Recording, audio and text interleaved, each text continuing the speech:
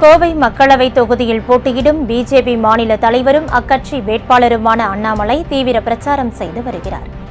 அவரை ஆதரித்து தெலுங்கு தேசம் கட்சியின் தலைவரும் ஆந்திர பிரதேச முன்னாள் அமைச்சருமான நர லோகேஷ் வாக்கு சேகரித்தார். அப்போது பேசிய அவர், தனது தந்தை சந்திரபாபு நாயுடுவும் அண்ணாமலையும் ஒன்று என குறிப்பிட்டார். மேலும் அண்ணாமலை இளம் வயதில் IPS பதவியை ராஜினாமா செய்துவிட்டு மக்களுக்காக அரசியலுக்கு வந்துள்ளதாக தெரிவித்தார்.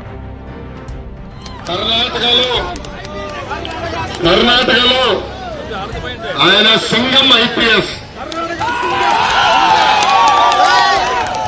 అని తమిళనాడులో తమ్ముడు అన్నామలై PPS అంటే ఏంటో తెలుసా? తమిళ్ పీపుల్ సర్వీస్, ప్రజలకి సేవ చేసేదానికి వచ్చిన వ్యక్తి.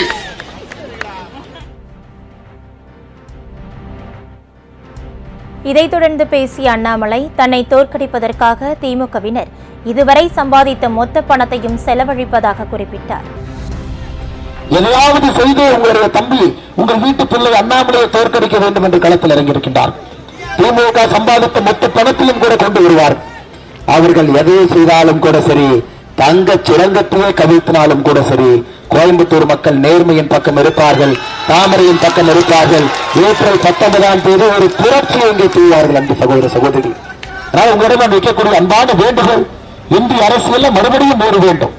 தமிழகத்தில் கோயம்புத்தூரில் உங்கள் வீட்டு பிள்ளை அண்ணாமலை வேண்டும். மாற்று அரசியலை முன்னெடுத்திருக்கின்றோம். உங்கள் ராஜ் நியூஸ் தொலைக்காட்சியில் திங்கள் முதல் வெள்ளி வரை தினந்தோறும் பிற்பகல் 2 மணிக்கு உங்கள் பகுதியில் உள்ள குறைகளை நேரலையில் தெரிவிக்கும் புகார் பெட்டி நிகழ்ச்சி. பங்கு பெறுங்கள், பயனடையுங்கள், காணத் தவறாதீர்கள்.